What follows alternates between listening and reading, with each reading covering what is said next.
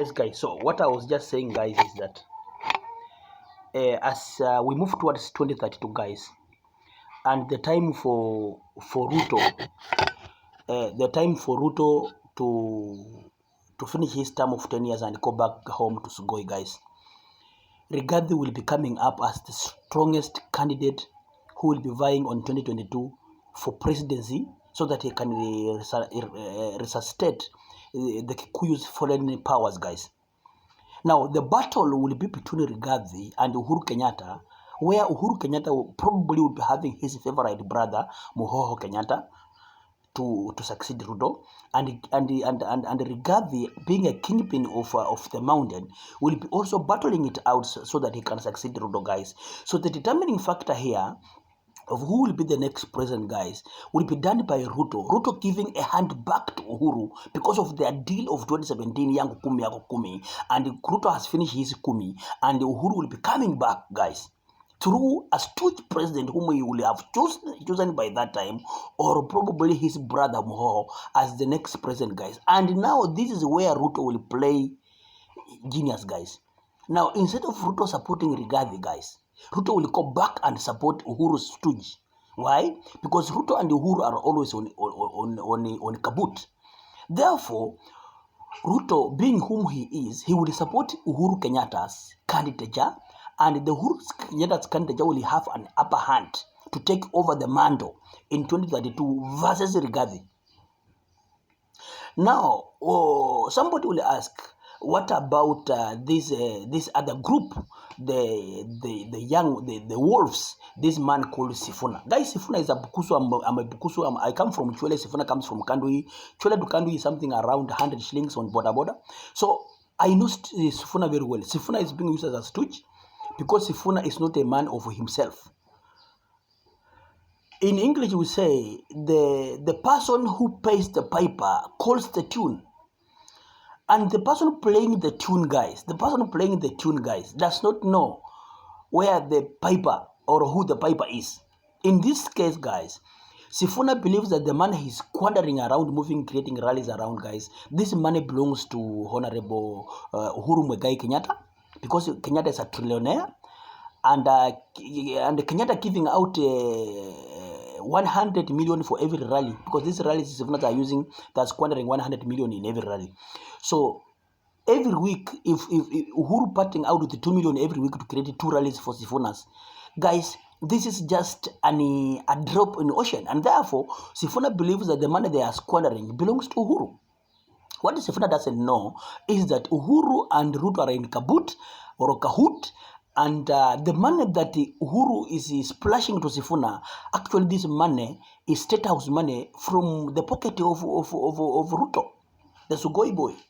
So the Sugoi son is giving out, has given out 5B to Uhuru Kenyatta. Uhuru Kenyatta has taken 1B, splashing out to Sifunas and the likes. Then the Sifuna and the likes, they are playing the tune. So who is calling the tune? The person calling the tune here is Uhuru.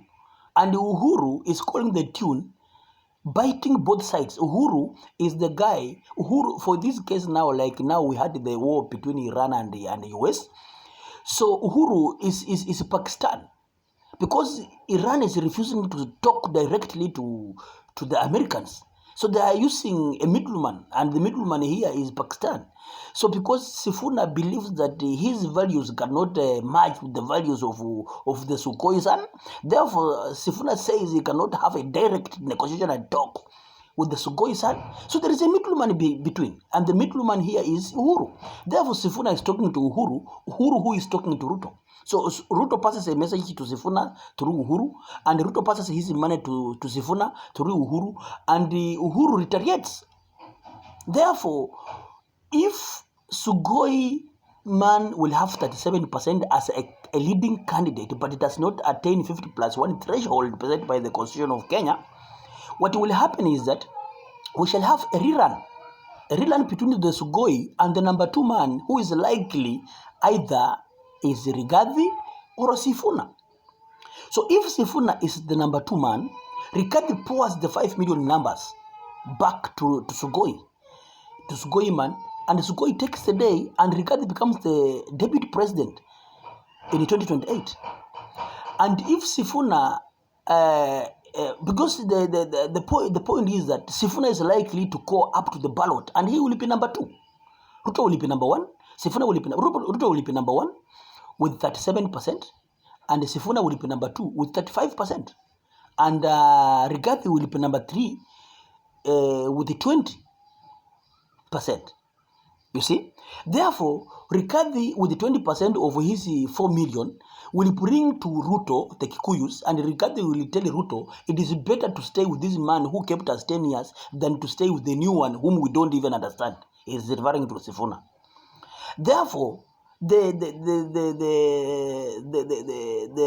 fight will be Sugoi versus Sifuna, and Rigathi will come as a savior to Sugoi. That is plan B. But plan A is Ruto to go it directly to win this thing first round, and Sugoi will be given 50-50 government, direct.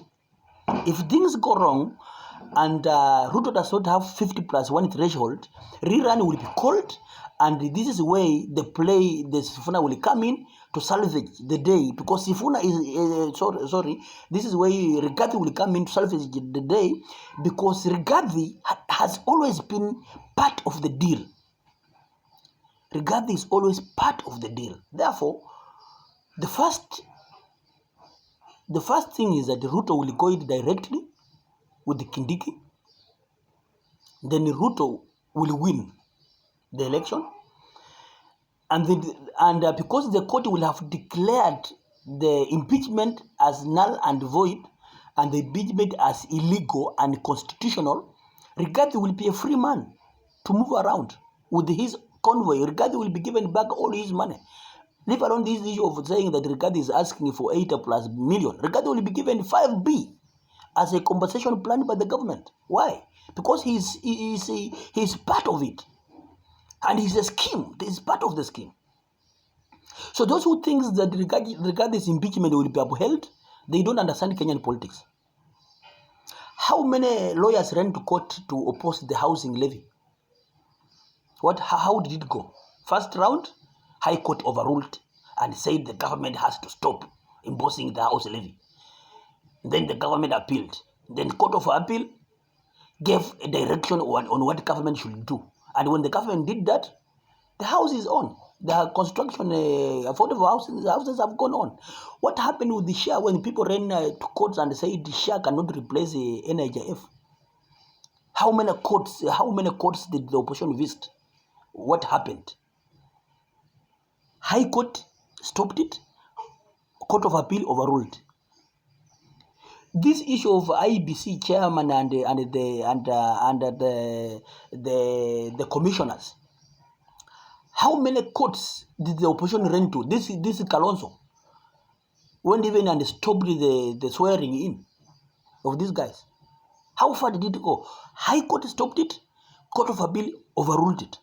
What am I saying?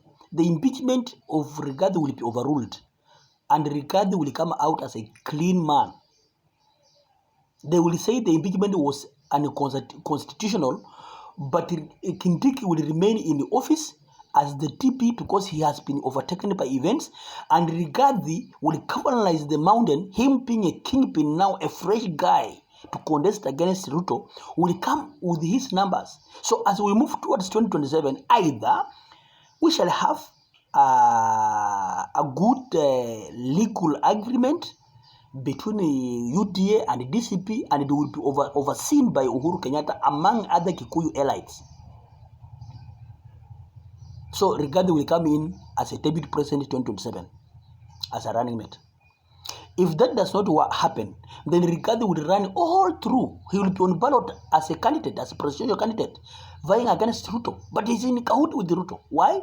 To disenfranchise the numbers in opposition so that the opposition does not raise good numbers to host Ruto. So what will happen? What will happen is that if the opposition will be number 2 and they will not have numbers, we shall go to a re-election. And in that re-election of Ruto versus number 2, Rigathi comes in with the numbers on the Ruto's side, and then they create a deal of 50 50% running of the government, and Rigathi comes in as a real king as we move towards 2028, and Rigathi takes the mantle, and as now he will stop now being the man of the mountain, because already he will be having his mountain in his pocket. Now he will begin moving around to other parts of Kenya, embracing and promising and colonizing the other parts of Kenyans. Then as we move towards 2032, Rigathi will come out as a national leader who is actually a presidential material who can win election in 2032. And Rigathi will having very good chances of about 50% to win election in 2032. He can only be stopped by Uhuru Muigai Kenyatta if Kenyatta has the interest to bring his brother Mhoho Kenyatta into the limelight of election. So it is only Uhuru who will stop Rigathi from taking over from Ruto in 2032. And Rigathi knows this, and Rigathi is part of the scheme, and there is nothing like Ruto impeached Rigathi. This is Wanyela, man of the people. Actually, you can like this video, share this video, comment, subscribe to my YouTube channel, and I will give you and I will bring you videos of this nature each and every time. Bye bye. I love you. God bless you.